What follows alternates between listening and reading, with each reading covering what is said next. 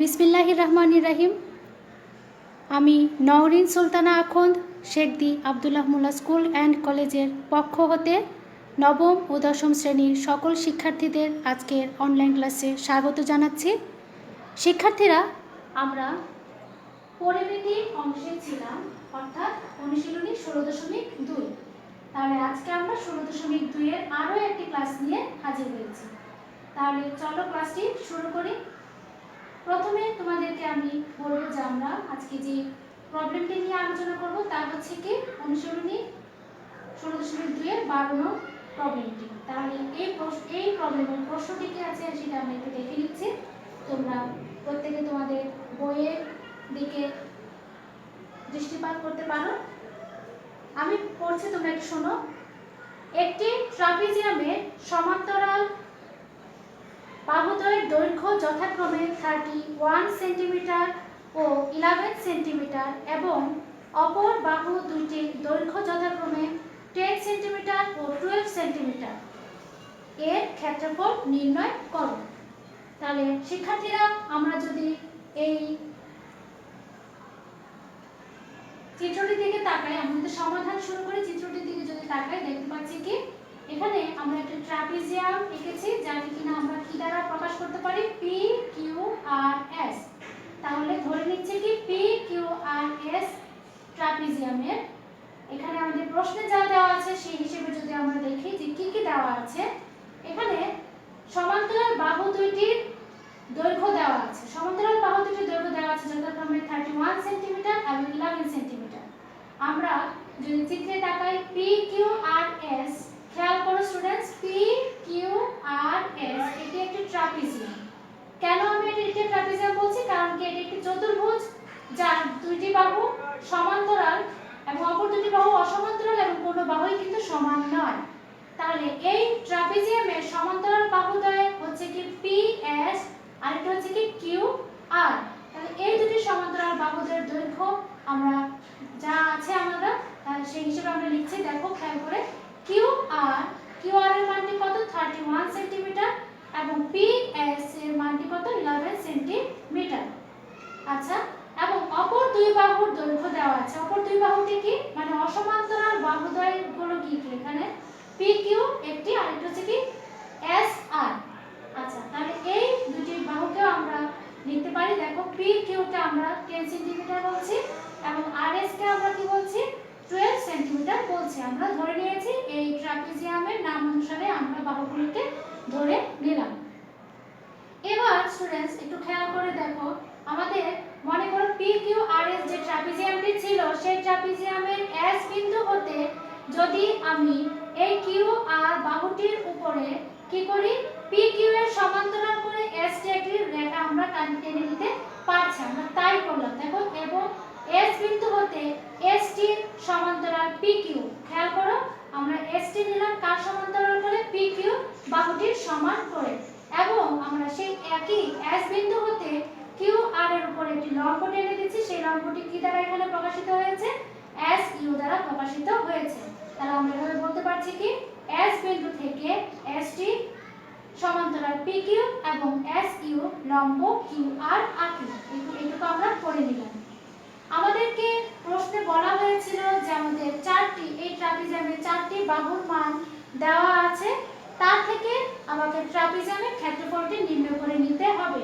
Students, আমরা যদি তার ট্রাপিজিয়ামের ক্ষেত্রফল নির্ণয়ের সূত্রটি মনে করি, তাহলে আমাদের মনে করতে হবে কি হাফ ইনটু সমান্তরাল বাহুদ্বয়ের যোগফল এবং ইনটু তাদের মধ্যবর্তী দূরত্বের গুণফল। আচ্ছা, তাহলে এখন আমরা কি করে নেব? দেখতে পাচ্ছি আমাদের সমান্তরাল বাহুদ্বয়ের মান তো জানি, কিন্তু এই সমান্তরাল বাহুদের মধ্যবর্তী দূরত্ব আমি জানি না, যেটাকে কিনা আমি এস কিউ দ্বারা প্রকাশ করলাম।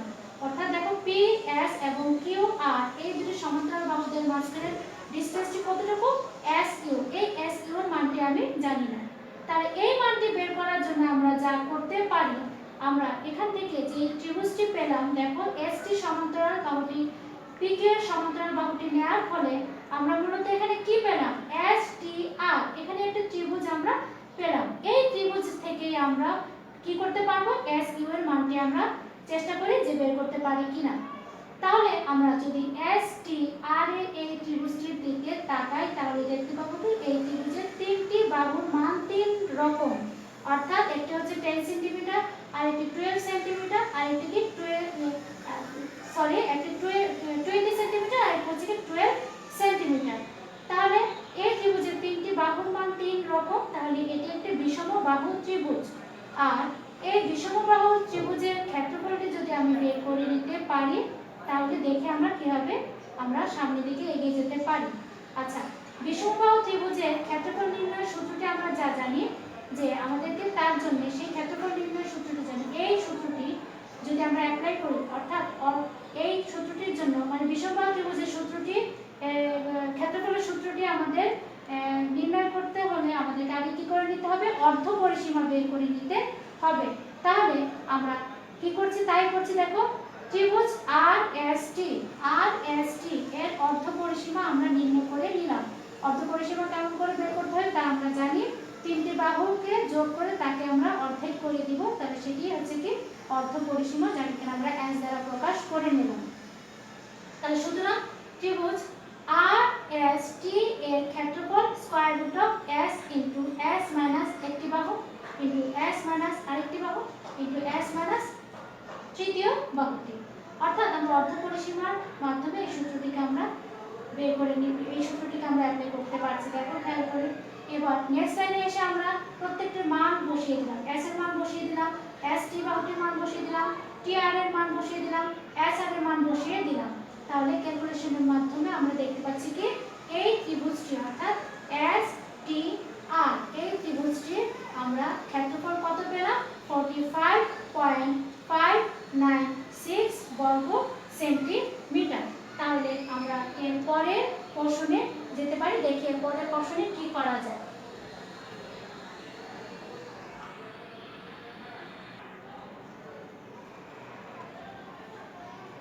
শিক্ষার্থীরা, আমরা এর আগের অংশে কি দেখেছিলাম যে ত্রিভুজ এস আর টি এর ক্ষেত্রফলটি কত পেয়েছে, 45.596 বর্গ সেন্টিমিটার।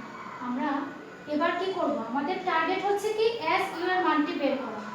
স্টুডেন্টস, এখানে আমি আরেকটি কথা তোমাদেরকে বলে দিচ্ছি, আমাদের দেওয়া ছিল সমান্তরাল দুইটি বাহুর দৈর্ঘ্য যথাক্রমে 31 সেন্টিমিটার এবং 11 সেন্টিমিটার, সেটা আমার প্রশ্নে দেওয়া ছিল। কিন্তু আমি যখন আবার এই এস বিন্দু হতে পি কিউ এর সমান্তরাল করে এস টি নিয়েছি, অর্থাৎ আমাদের এই পি কিউ এর মানটি হয়ে যাবে কি এস টি এর মান, অর্থাৎ এটি তো 10 সেন্টিমিটার, এটা আমরা বুঝতে পেরেছি।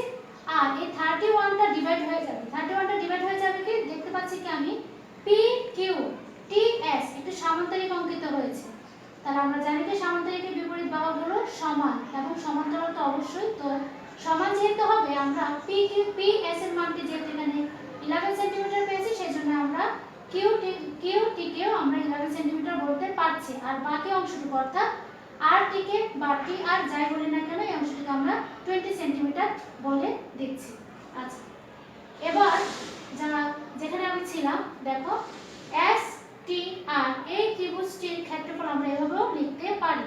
আমরা জানি ত্রিভুজ এর ক্ষেত্রফল নির্ণয়ের সূত্র, এটি আমরা জানি হাফ ইনটু ভূমি ইনটু উচ্চতা। তাহলে এই এস টি আর এই ত্রিভুজের ভূমি যদি আমি টি আর ধরি আর এস ইউ কে যদি উচ্চতা ধরি, তাহলে এই সূত্রটি আমি অ্যাপ্লাই করতে পারছি, ইজ ইকুয়াল টু এই ত্রিভুজটির ক্ষেত্রফলটা আমরা অলরেডি বের করে নিয়েছি, তাহলে এই দুটোকে আমরা সমান বলতে পারি।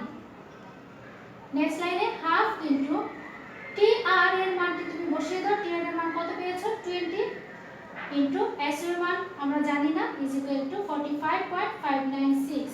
ক্যালকুলেশন করে আমরা কত পেলাম, এস ইউ এর একটি মান পেয়েছি। তাহলে এস ইউ এর মান কত পেলাম 4.5596, অর্থাৎ আমরা এই এস ইউ এর মানটি পেয়েছি, তার মানে কি পি এস এবং কিউ আর এই ট্রাপিজিয়ামের সমান্তরাল বাহুদ্বয়ের মধ্যবর্তী দূরত্ব আমরা পেয়ে গেলাম। তাহলে আমরা এবার ক্ষেত্রফলটি নির্ণয় করে নিতে পারি। তাহলে আমরা ট্রাপিজিয়ামের ক্ষেত্রফল নির্ণয় সূত্র জানি হাফ ইনটু সমান্তরাল বাহুদ্বয়ের দৈর্ঘ্যের সমষ্টি। তাহলে সমান্তরাল বাহুদ্বয় আমরা কি পেয়েছি, এই চিত্রটি হতে কিউ আর এবং কি পি এস, তাহলে এই দুটিকে আমি যোগ যোগ করে দিয়ে তাদেরকে কার সঙ্গে গুণ করে দিতে পারছি, এস ইউ এর সঙ্গে গুণ করে দিতে পারছি। তাহলে অর্থাৎ এস ইউটি হচ্ছে সমান্তরাল বাহুদের মধ্যবর্তী দূরত্ব। তারপর তুমি মান বসিয়ে দাও, মান বসানোর পরে তুমি একটি মান পাবে, মানটি কি 95.75। আমরা যেহেতু পুরো মানটি নেইনি সেই জন্য আমরা প্রায় লিখে দিতে পারছি। তাহলে সুতরাং ট্রাপিজিয়ামটির ক্ষেত্রফল ইজ ইকুয়াল টু কত, 95.75 বর্গ সেন্টিমিটার প্রায়। তাহলে শিক্ষার্থীরা আমরা এই অনুশীলনী থেকে আমরা আরেকটি আইটেম অর্থাৎ ট্রাপিজিয়ামের সাহায্যে আমরা ট্রাপিজিয়ামের বাহুগুলোর সাহায্যে এই ট্রাপিজিয়ামের ক্ষেত্রফলটি আমরা নির্ণয় করতে শিখেছি। তাহলে আজকে আমি তোমাদেরকে ট্রাপিজিয়াম রিলেটেড যে অনুশীলনের যে আরেকটি অঙ্ক রয়েছে অর্থাৎ অনুশীলনী 11 নং, অনুশীলনী 11 নং এবং